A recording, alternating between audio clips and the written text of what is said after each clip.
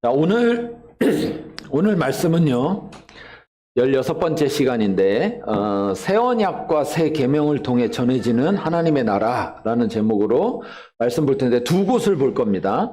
고린도전서 11장 23절에서 26절까지 본문인데, 그 중에서 25절을 보고요. 또 하나는 13장, 요한복음 13장 34절입니다. 신약성경 276쪽, 또 171쪽 두 곳을 찾겠습니다. 찾으셨으면 앞에 보시고요. 아직 못 찾으신 분들은 앞에 보시고요. 같이 읽겠습니다. 19회 또한 그와 같이 잔을 가지시고 이르시되 이 잔은 내 피로 세운 새 언약이니 이것을 행하여 마실 때마다 나를 기념하라 하셨으니. 아멘.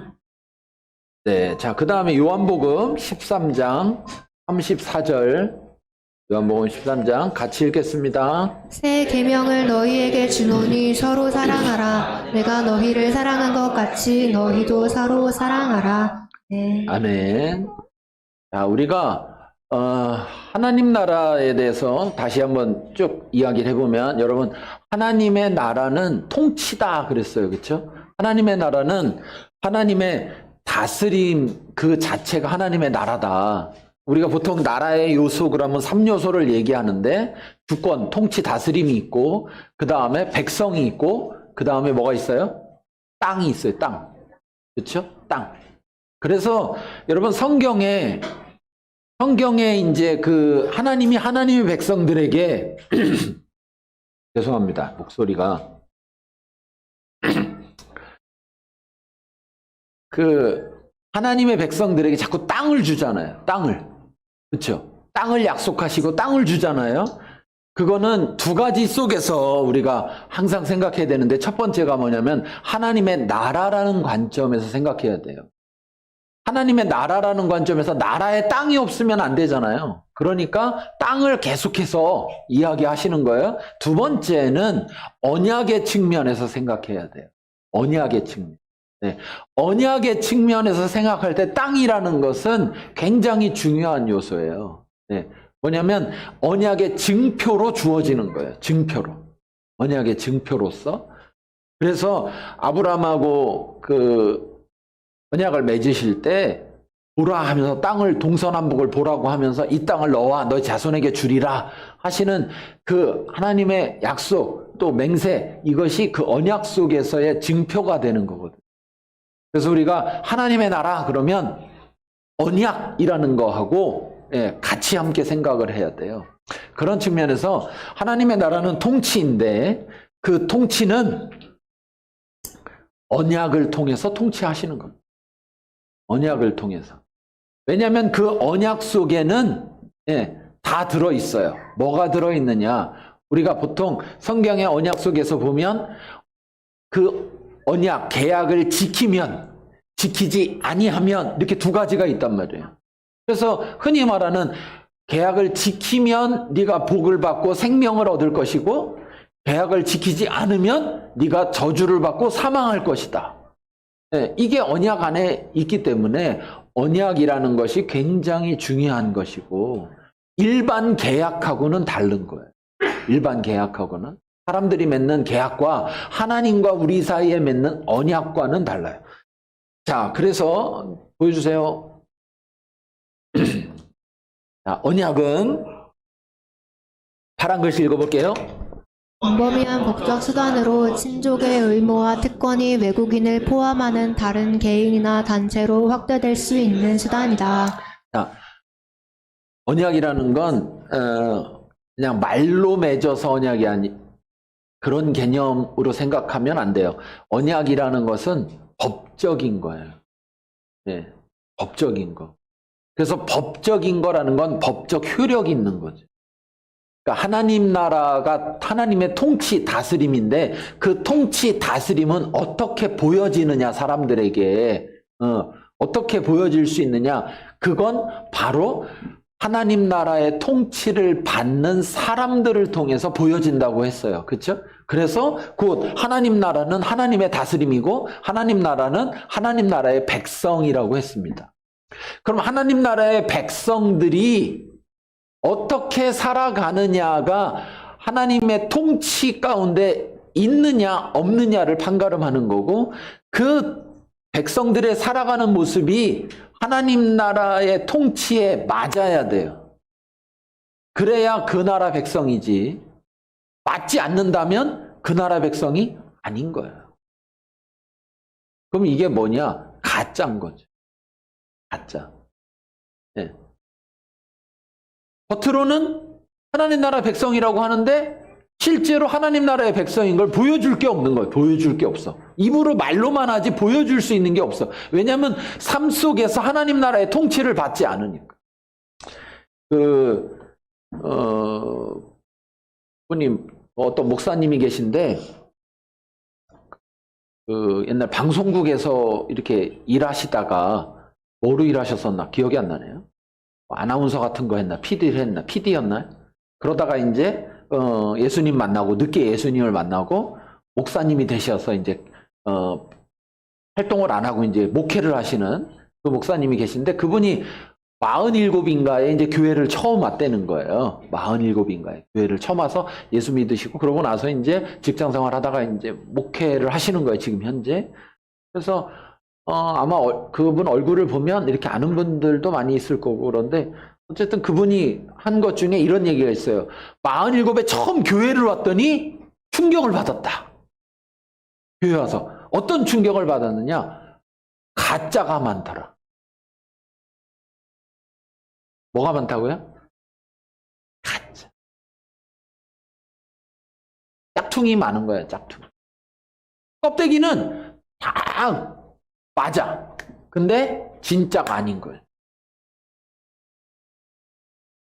교회에 와서 예배드리고, 교회에서 활동하고, 봉사하고, 뭐하고, 이렇게 하는 거 가지고는 진짜인지 가짜인지를 구분할 수가, 진짜는 어디서 구분되느냐? 하루 와 있는 교회에서 확인되는 게 아니라 일주일을 살아가는 그 일주일의 내 삶 속에서 진짜냐 가짜냐가 판가름 나는 거예요. 그분이 보니까 가짜가 많더라, 가짜가. 그러니까 여러분 보세요. 가짜를 통해서는 하나님 나라가 보여질까요? 보여져. 가짜가 많더라.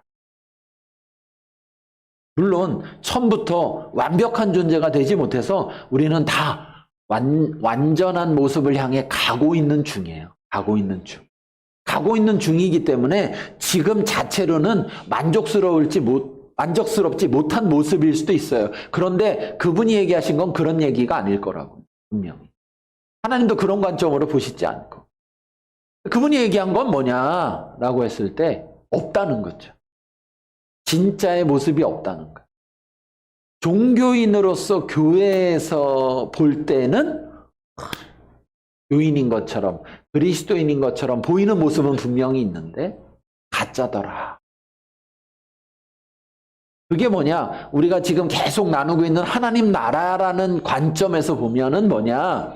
여러분, 이렇게 와서 예배 드리는 것이 하나님의 통치를 받는 것의 전부가 아니라는 사실을 꼭 기억하셔야 돼요. 네. 이까이 거 한 번 빠져도 별거 아니고요. 이까이 거 뭐 꼬박꼬박 다 참석해도 별거 아니에요. 네. 예배 참석하는 게 전부도 아니고 예배 빠지는 게 전부도 아니에요. 더 진짜 중요한 것은 뭐냐? 내 중심 속에, 내 마음 속에 하나님의 통치를, 다스림을 받으려는 결단이 있었느냐? 그리고 내가 그 통치를 받고 있느냐? 통치를 받는다는 것은 통치를 받고 내가 그 통치를 따라야 받는 거지. 응? 가서 물 좀 떠와라. 안 떠와. 야, 가서 물 좀 떠오라니까, 네, 알겠습니다. 안 떠와. 그러면 말을 듣는 거예요, 안 듣는 거예요? 너 왜 이렇게 말을 안 듣니? 뭐, 들었잖아요. 대답도 했잖아요. 말을 듣는 거예요, 안 듣는 거예요? 안 듣는 거죠. 대답도 했는데 왜 말을 안 듣는다고 말해요? 행동이 없었으니까. 행동이 없었으니까. 제가 지금 뭘 얘기하는 거냐면, 우리가 앞에서 계속 했던 얘기를 다시 지금 오늘 반복하는 건데, 우리가 회개해야지만 하나님 나라에 들어간다고 그랬어요. 그렇죠? 그리고 회개만 하면 되는 것이 아니라 예수님을 주와 그리스도로 영접해야 된다고 그랬어요. 이 두 가지. 그렇죠? 죄를 회개하는 것과 예수를 믿는 것, 이 두 가지가 있어야 된다고 그랬어요. 이 두 가지가 언약을 맺는 것. 하나님과 언약을 맺는 것. 계약서에 도장 찍는 것과 같은 것. 나 하나님하고 계약을 맺겠습니다. 하나님은 이제 내 하나님이고 나는 이제 하나님의 백성입니다. 그렇게 되겠습니다. 그렇게 되려면 야, 내 백성인데 나는 거룩한데 너는 죄인이면 안 되잖아. 어? 그러면 내 백성일 수가 없잖아. 아까 좀 전에 찬양했잖아요. 거룩하다. 거룩하다 주 하나님. 하나님은 거룩하셔서 성경에 보면 내가 거룩하니 너희도 거룩하라고 하였고 내가 거룩하니 너희가 온전하라고 성결하라고 말씀하고 계신데, 그러니까 하나님이 야, 너 그 상태로는 나랑 내 백성 될 수가 없어. 너 내 백성 되려면 네 죄를 자백해야 돼. 회개해야 돼. 그럼 내가 용서해주고 깨끗하게 해줄게. 그래서 죄를 자백하면 깨끗하게 돼서 하나님 백성이 될 수가 있는 거고, 또 죄만 없어진다고 되는 게 아니라 그러면 이제 내가 네 주인이 되는 거야. 내가 네 주인이 되는 거야. 너 내 다스림을 받을 거야? 이렇게 물으시는 거예요. 그게 바로 뭐냐? 예수를 주와 그리스도로, 나의 구원자와 나의 주인으로 받아들이는. 이걸 통해서 언약의 관계 속에, 언약 속으로 들어가는 거예요. 그 언약 속으로 들어와 있다라는 증거가 뭐냐? 우리가 언약의 통치를 받아야 되는 거예요. 언약을 따라야 되는 거예요. 언약의 내용을 따라야 되는 거예요. 그런데 그 언약들은 법적인 거라고. 법적인 효력이 있는 거예요. 왜? 여러분, 하나님은 창조자시고 이 온 세계를 다스리는 주인이시고 심판자세요. 하나님만이.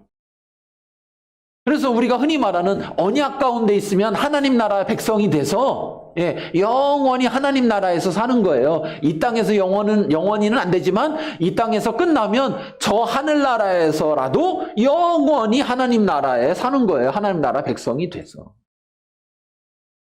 그래서 신명기에서도 말하는 거예요. 우리 앞에 두 길이 있다는 거예요. 하나는 언약을 지킬 때고 하나는 언약을 지키지 않을 때예요. 그래서 너희가 내 말을 삼가 듣고 지켜 행하면 너희에게 복이 임할 것인데, 그런데 이걸 단순히 세상에서 말하는 복으로 말하는 게 아니에요. 너희에게 생명이 있을 것이다.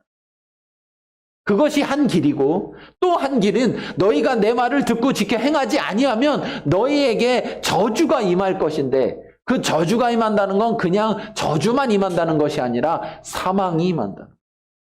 그러니까 너희가 언약 가운데 언약을 잘 따르면, 그러면 생명이 있고 영생하게 될 것이고, 그것이 없다면 너는 지옥에 간다고 우리 흔히 말하는. 영생하는데, 영원히 살긴 사는데 어디서 사느냐? 하나님의 나라에서 사느냐? 지옥에서 사느냐? 이것이 바로 하나님 나라 속에 들어가는 이 언약을 통해 일어나는 일이란 말이에요.